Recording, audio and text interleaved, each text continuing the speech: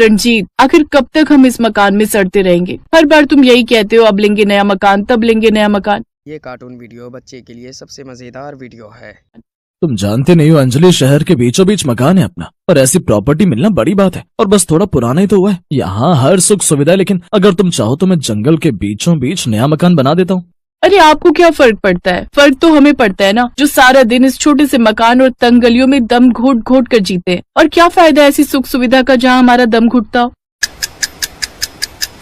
अपनी पत्नी के कहने पर रंजीत प्रॉपर्टी डीलर से बात करता है, जो उन्हें नदी के उस पार एक प्लॉट दिखाता है। अरे ये नाज पीटा डीलर कहाँ ले आया हमें? अब क्या नदी में चप्पू चलाकर उस ओर जाएंगे हम? अरे ऐसी लोकेशन ज्यादा समय तक खाली नहीं रहती, होटल वाले जल्दी से लपक लेते हैं। अरे इतनी खुली जगह पर सांस लेने में भी कितना अच्छा लगेगा आपको, रिश्तेदारों में खूब नाम हो जाएगा आपका। देखो ना रंजीत, घर के आगे नदी बह रही है। जब 2 मंजिला मकान बनाएंगे ना, तो सबके यहाँ पर्सनल कमरे होंगे, और जब बालकनी में खड़े होंगे ना, तो ठंडी ठंडी हवा आएगी। हाँ भाई साहब, अब मत सोचिए और ले डालिए। अब डीलर और पत्नी के कहने पर रंजीत अपनी सारी जमा पूंजी लगाकर वो प्लॉट ले लेता है और शहर के बीचों बीच बने अपने घर को किराए पर दे देता है। फिर कुछ महीनों बाद, अरे आप तो ऑफिस जा रहे थे, वापस क्यों आ गए? अरे बोट पर लोगों की भीड़ हुई पड़ी है, बिल्कुल भी जगह नहीं थी बैठने के लिए। तो अब दूसरे रास्ते से चले जाओ। तब तो मैं आधे दिन के बाद ऑफिस पहुंचूंगा। अब आज रहने देता हूँ, छुट्टी कर लेता हूँ।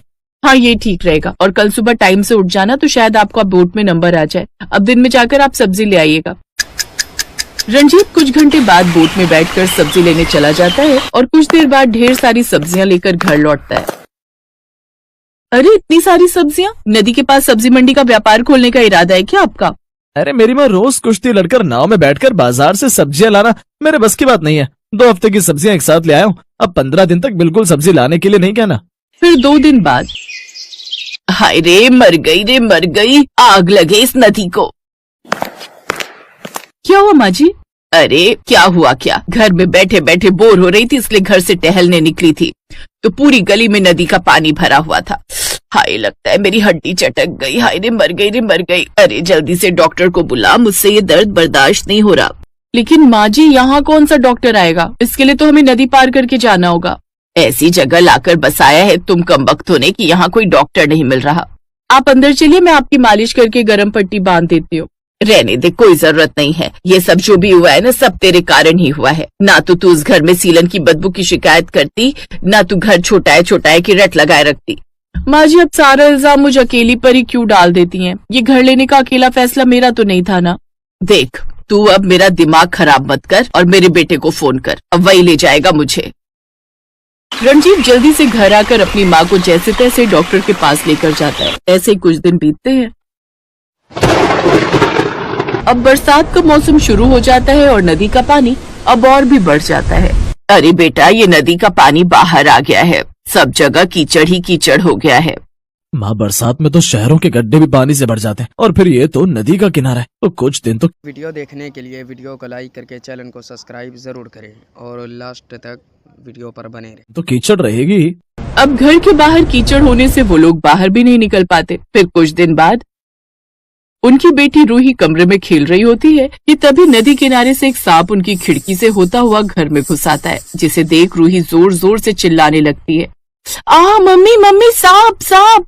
वो सभी दौड़कर उस कमरे में आते हैं। रणविजय जैसे तैसे उस सांप को बाहर फेंकता है। हाय मेरी बच्ची, ये ना जाने कहाँ आकर फंस गए हम। तभी बाहर तेज हवाएं चलने लगती हैं और बाहर नदी किनारे की मिट्टी उनके घर के अंदर आने लगती है। हे राम, ये कहाँ आकर फंस गए हम? हमने यहाँ आकर कोई गलती तो नहीं न की जी? अरे तो घबरा क्यों रही हो? हमने शहर वाला मकान बेचा थोड़ी ना, किराए पर ही दिया। इसको बेचकर वापस वहीं चले जाएंगे। 3 दिन बाद अचानक नदी का पानी काफी बढ़ जाता है। खबर में दिखाया जाता है कि पड़ोसी राज्य ने बांध का पानी छोड़ा है और निचले इलाकों और नदी किनारे बसे घरों का बाढ़ में डूबने का घर है। फिर उनके घर एक नोटिस आता है। क्या लिखा है इसमें? माँ, इसमें लिखा है कि हमें जल्दी से घर खाली करना होगा, और अगर ये घर खाली नहीं किया तो पड़ोसी राज्य से छोड़े गए इस पानी से बाढ़ का खतरा बढ़ जाएगा और घर तक डूबने का भी डर है। और अगर ये घर डूब गया और किसी की जान चली गई तो इसमें सरकार की कोई जिम्मेदारी नहीं होगी। अरे ऐसे कैसे चला जाएगा? इतने पैसे लगाए हैं इसे बनाने में। माँ, भी ये सब सोचने का वक्त नहीं है। जान रहेगी तो ही रह पाएंगे ना इस घर में। चलो हम सब अपने शहर वाले घर में ही वापस चलते हैं। मुखिया कागज लेकर राजेश के साथ जमींदार की हवेली से निकल गया और सारे गांव वालों का अंगूठा लगवाकर जमींदार को पकड़ाता हुआ बोला, सारे गांव वालों ने मुझ पर विश्वास करके इस कागज पर अंगूठा लगा दिया है। अब आप आराम से सो जाइए। जमींदार साहब, मैंने आप पर भरोसा करके सारे गांव वालों को अंगूठा लगाने के लिए मनाया है, बस मेरे भरोसे को तोड़िएगा मत। कैसी बातें करते हो राजेश? अरे मैंने और आर्यन ने जो वादा किया है उसे पूरा किया जाएगा। जमींदार की बात सुनकर राजेश मुस्कुराता हुआ मुखिया के साथ जमींदार की हवेली से बाहर निकल आया। मुखिया और राजेश कुछ ही दूर चले थे कि तभी एक ट्रक राजेश को टक्कर मारता हुआ वहां से चला गया। अरे नहीं, ये कैसा अनर्थ हो गया। राजेश का उसी दिन अंतिम संस्कार कर दिया गया। सुधा का रो रो कर बुरा हाल था। रो मत सुधा, होने को कौन टाल सकता है। मेरे पति हमेशा गांव की तरक्की का सपना देखते थे और तरक्की का दिन देखने से पहले ही वो इस संसार को छोड़कर चले गए। मुखिया नम आंखों के साथ सुधा के घर से बाहर निकल आया। कुछ दिन ऐसे ही बीत गए। एक दिन मुखिया घबराता हुआ सुधा के पास आकर बोला, सुधा, हमारे साथ बहुत बड़ा धोखा हुआ है। क्या हुआ मुखिया जी? जमींदार ने हमारे साथ धोखा किया है। जमींदार पुलिस लेकर गांव आया है और पुलिस पूरे गांव को खाली करा रही है। ऐसे कैसे हो सकता है? मैं जाकर बात करती हूँ। सुधा तुरंत अपने घर से बाहर निकल आई और जमींदार से बोली, ये क्या हरकत है जमींदार? ये हरकत करके तुम मेरे स्वर्गवासी पति की आत्मा को ठेस पहुँचा रहे हो। तुम्हारा पति एक मूर्ख था सुधा, वो मेरे इरादे को समझ ही नहीं पाया। जमींदार के बगल में खड़ा आर्यन सुधा से कहता है, हम बिजनेसमैन अपने मकसद को पूरा करने के लिए अक्सर बड़े बड़े वादे करते हैं और तुम बेवकूफ गांव वाले बड़ी आसानी से हमारे झांसे में आ जाते हो। तुम्हें कोई जमीन नहीं मिलने वाली। सारे गांव वालों ने पेपर पर अंगूठा लगाया है और उस पेपर पर लिखा है कि ये सब अपनी मर्जी से उनकी सारी जमीनें मेरे नाम कर रहे हैं। लेकिन तुम चिंता मत करो सुधा, यहाँ से कुछ ही दूर एक बहुत पुराना हवाई जहाज पड़ा हुआ है जो कि आर्यन का है।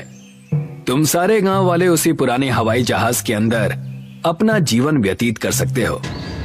आर्यन और जमींदार ने सारे गांव वालों को उनके घर से बाहर निकाल दिया। सुधा और मुखिया सारे गांव वालों के साथ रोते हुए उसी स्थान पर आ गए जहां पर वो पुराना हवाई जहाज पड़ा हुआ था। एक व्यक्ति ने गुस्से से सुधा की ओर देखकर कहा, ये सब तुम्हारे पति के कारण हुआ है सुधा। अब हम क्या करेंगे? क्या हम अपना सारा जीवन इसी खटारा हवाई जहाज में बिताएंगे? उस व्यक्ति की बात सुनकर सुधा फूट फूट कर रोने लगी। तभी अचानक हवाई जहाज के बाहर रंग बिरंगी रोशनियां चमकने लगी और देखते ही देखते वो हवाई जहाज एक बहुत ही सुंदर हवाई जहाज में परिवर्तित हो गया। ये देखकर सभी गांव वाले आश्चर्य में पड़ गए। मुखिया जी, ये सब क्या है? पता नहीं, मुझे लगता है कि हमें एक बार इस हवाई जहाज के अंदर जाकर देखना चाहिए। सुधा और मुखिया हवाई जहाज के अंदर घुस गए, मगर अंदर का दृश्य देखकर उनकी आंखें आश्चर्य से फटी की फटी रह गईं। उस हवाई जहाज के अंदर बहुत ही खूबसूरत और सुंदर घर बने हुए थे और वहाँ पर खेती की काफी सारी जमीन भी मौजूद थी। सच तो ये था कि उस हवाई जहाज के अंदर एक पूरा गांव आबाद था। ये देखकर मुखिया हवाई जहाज के बाहर आकर चीखता हुआ गांव वालों से कहता है, गांव वालों, तुम सब जल्दी से हवाई जहाज के अंदर आ जाओ। अंदर तो पूरा गांव है।